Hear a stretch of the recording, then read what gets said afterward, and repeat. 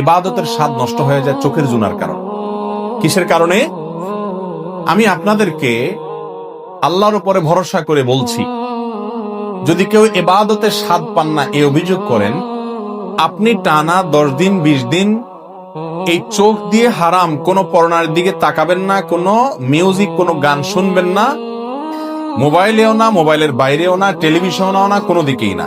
রাস্তা চলবেন, নিজেকে নিয়ন্ত্রণ করবেন, নজর পড়ে গেছে সাথে সাথে নিজেকে শাসন করবেন, ভর্ৎসনা করবেন, আল্লাহর কাছে মাপ চাইবেন, এরপরে আরো সাবধান হয়ে চলবেন। এইভাবে 10-15 দিন যদি চোখের জানা থেকে আপনাকে বাঁচাতে পারেন নিজেকে, ইনশাআল্লাহ আপনি ইবাদতের স্বাদ পাবেন। আপনি রুকু করলে, সিজদা করলে আর উঠতে মনে চাবে না। ভাই রে, আজ আমাদের কাছে নামাজটা বোঝা হয়ে গেছে। আমরা নামাজটা পড়ি একটা বোঝা, পড়ে শেষ করতে পারলে বাঁচি।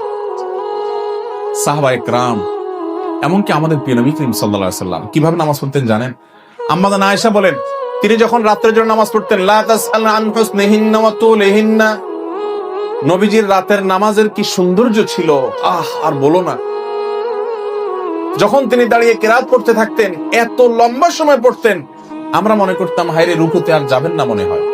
রুকুতে যাওয়ার পর সুবহান রাব্বিয়াল আযীম, আল্লাহর পবিত্রতা বর্ণনা করছেন, মালিকের সামনে নিবেদন করছেন তাসবিহ। এত বেশি ভালো লাগা কাজ করতো, নবীজি রুকু থেকে আর উঠতেন না। আম্মা জান আয়েশা বলেন, মনে হতো তিনি আর উঠবেন না, মাথা তুলবেন না। ভয় হতো যে হায়রে এত সময় ধরে তিনি রুকুতে আছেন, কষ্ট পেয়ে যাচ্ছে, মাথাটা কেন তুলছেন। এরপর যখন মাথা তুলতেন, এত সময় ধরে দাঁড়িয়ে আল্লাহর প্রশংসা করতেন, হামদান কাসীরান তাইয়িবান মুবারাকান ফি, রব্বানা ওয়ালাকাল হামদ। এতবার এত সময় নিয়ে বলতেন, মনে হয় আর সিজদা যাবেন। আবার সিজদা গেলে একই অবস্থা। সবচেয়ে মজার জায়গা সিজদা। আমার মালিককে আমি সিজদা করছি, এই সিজদার বিনিময়ে দুনিয়া এবং দুনিয়ার মধ্যে যা কিছু আছে সবকিছুর চাইতে উত্তম হবে, মালিকের সবচেয়ে নৈকট্য অর্জন হবে। আকরাবু মা ইয়াকুনুল আবদু মির রাব্বিহি ওয়া হুয়া সাজিদ, বান্দা আল্লাহর সবচেয়ে কাছে যেতে পারে যখন সে সিজদায় চলে যায়। প্রধানমন্ত্রীর খুব কাছে যেতে পারলে, প্রেসিডেন্টের খুব কাছে যেতে পারলে আমাদের গর্ব হয়। দুনিয়ার প্রধানমন্ত্রী, দুনিয়ার প্রেসিডেন্ট, দুনিয়ার রাজা, দুনিয়ার সমস্ত মানুষের মালিক যিনি, বাদশাহ যিনি, রব যিনি, সবাই যার গোলাম সৃষ্টি, সেই মালিকের সবচেয়ে কাছে যেতে পারে মানুষ যখন সিজদায় চলে যায়। আপনি যদি মনে করেন আমি সিজদায় আছি, আমার রবের সবচেয়ে কাছে আছি, একবারে সামনাসামনি রবকে পেয়ে আমি নিবেদন করছি, সুবহান রাব্বিয়াল আলা, ও আমার মহান প্রভু মালিক, আপনি পবিত্র, আপনার পবিত্রতা আমি বর্ণনা করছি, ভালো লাগা কাজ করবে। নবীজি সাল্লাল্লাহু আলাইহি ওয়াসাল্লাম লম্বা সময় সিজদা করতেন, উঠতে চাইতেন না। আর আমাদের অবস্থা হলো নামাজ তাড়াতাড়ি করে শেষ করতে পারলে বাঁচি। নামাজের পরে যদি বৃষ্টি হয়, তো মসজিদের দুয়ারে এসে সবাই এমন ভাবে একত্র হয়, মনে হয় জেলখানায় আছে, বাইরে হাঁটার জন্য সবাই পাগল হয়ে গেছে। ঠিক না ঠিক? ভাইরা আমার, এই ইবাদতের স্বাদ নষ্ট হয় যে কাজগুলোর মাধ্যমে, তার মধ্যে অন্যতম একটা কাজ হলো চোখের গুনাহ, যেটা আজ ব্যাপক হয়ে গেছে। এই জন্য ইবাদতের স্বাদ নাই। আল্লাহ আমাদেরকে চোখের জিনা থেকে বেঁচে থাকার তৌফিক দান করুন। আর এমনি গণহারে গুনাহের কারণেও ইবাদতের স্বাদ কমে যায়। ইবাদতের স্বাদ কমার তৃতীয় কারণ হলো হারাম খানা। আজকাল খাবারের মধ্যে এত ভেজাল, আল্লাহ মাফ করুক, ইমাম সাহেব বেচারা যে বেতনটা পায়, ওয়াজ করে হুজুর যে হাদিয়া পায়, ওই হাদিয়াও দেখা গেল যে যেসব মানুষ দিছে টিছে, সুদখোর, ঘুষখোর, টিনচোর, গমচোর, ডাকাত, রাহাজানি করেন না, আইল ঠেলা মানুষ, 2 নম্বরে ইনকাম করা মানুষ, চাঁদাবাজ, মাস্তান, এক একজনের ইনকামে এক এক ভেজাল। আবার কেউ আছে এগুলো কিছু করেন, আপনারা খুব হাসতেছেন মনে মনে, হুজুর সব বাঁশ দিয়ে ফেলতেছে।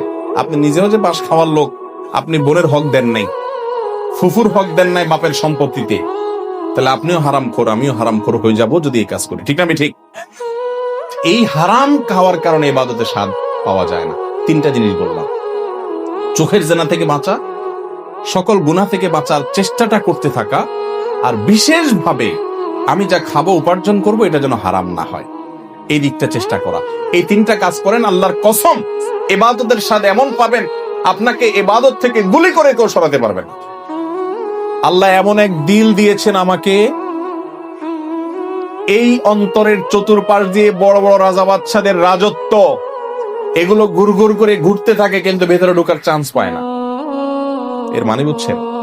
মনে করেন একজন আপনার বাড়ির পাশে 2 নম্বর টাকা দিয়ে আঙ্গুল ফেলে কলা গাছ হয়ে গেছে, আছে না এরকম? আপনার বাপেও খোঁচায়, মায়েও খোঁচায়, আপনার নিজের কাছেও খারাপ লাগে যে ইস, আমি কি করলাম। হ্যাঁ, আরেকজন হারাম রিলেশন করে 2-4টা সম্পর্ক করে ফেলছে, আপনার কোনো হারাম রিলেশন না, আপনি মনে করতেছেন আরে আমি দুনিয়ার এই ভোগ উপভোগ থেকে নিজেকে দূরে সরিয়ে রাখলাম। ভাইরে, সালেহাতু সঙ্গে বুদি দিল খারাস, আজমুদে এক জামানা খাকে বাস। অনেক কিছু স্বাদ পেয়েছেন জীবনে, অনেক কিছুর স্বাদ। ভাই, ভালো খাবারের স্বাদ পেয়েছেন, জেনা হারাম রিলেশন সম্পর্কের মধ্যে স্বাদ পেয়েছেন, ফেসবুকে ইউটিউবে আজেবাজে জিনিস দেখে স্বাদ পেয়েছেন, হালাল হারাম বিভিন্ন ভাবে বিভিন্ন স্বাদ পেয়েছেন। আজমুদে এক জামানা খাকে বাস। একটু পরীক্ষা করে কিছু কালের জন্য মাটি হয়ে দেখেন, একটু কিছু কালের জন্য হারাম ত্যাগ করে দেখেন, ইবাদতের স্বাদ যদি একবার পান, দেখবেন যে এর চাইতে স্বাদের আর কিছু নেই। শাহ ওলিউল্লাহ মুহাদ্দিসে দেহলভী রাহিমাহুল্লাহ, তার ব্যাপারে একটি ঘটনা বর্ণিত আছে যে তিনি বলতেন, দিলে দারম জওয়াহির পারায় ইশকাস্তে তাহবিলশ কেদারত জেরে গরদোমি সে মেরে সামানে কে মন্দারম।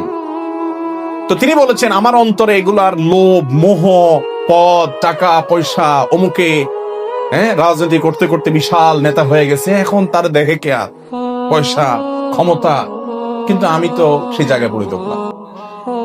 মনের মধ্যে এগুলা ঢুকতে চেষ্টা করে, এগুলার বড়ত্ব মনের ভিতরে ঢুকলে তখন আস্তে আস্তে সেগুলো করতে মনে চায়। তো তিনি বলেছেন, এগুলো সব আমার মনের চতুর্পাশ দিয়ে ঢুকে কিন্তু ঢুকতে পারে না, কারণ কেদারত জেরে গরদুমি রেসামানে কামানধারম।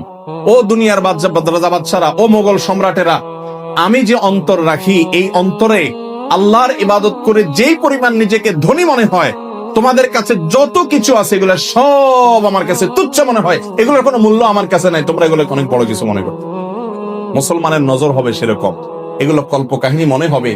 এক সময় আল্লাহর নেককার বান্দারা পৃথিবীতে যারা ছিলেন, তাদের কাছে এগুলোই মনে হতো। সাহাবা একরাম, বড় বড় সম্রাটদের মাথার উপরের মুকুট স্বর্ণ দিয়ে তৈরি, মসজিদে নববীর সামনে এনে রাখা হয়েছে। ইবাদতের স্বাদ পাওয়ার আগে, ইসলাম গ্রহণ করার আগে, যারা একটু ওটের পানি পান করানোকে কেন্দ্র করে শতাব্দীকে শতাব্দী যুগ যুগ ধরে যুদ্ধ করে বেড়াতো, তুচ্ছ জিনিসের জন্য লড়াই করত, সেই মানুষগুলো ওই মুকুটকে, সম্রাটের সেই সোনাখচিত মুকুটকে পাও দিয়া উৎসা মারে লাথি মারতে মারতে চলে যায়। এগুলো তাদের অন্তরে প্রবেশ করতে পারে না, এগুলো তাদেরকে কোনো অবস্থাতে দুর্বল করতে পারে না। ও ভাই, ইবাদতের স্বাদ যদি একবার পেয়ে যান, আল্লাহর কসম, পৃথিবীর সব কিছু আপনার কাছে তুচ্ছ হবে, সৎ, সততা, নীতি, আদর্শ আপনার কাছে বড় হবে। আল্লাহ আমাদেরকে ইবাদতের স্বাদ পাওয়ার তৌফিক দান করুন। তাহলে 3 কাজ করতে হবে: চোখের জেনা থেকে বাঁচতে হবে, সকল গুনাহ থেকে বাঁচার বিশেষ চেষ্টা থাকতে হবে, আর হারাম খানা থেকে বাঁচার চেষ্টা করতে হবে। আল্লাহ আমাদের তৌফিক দান করুন।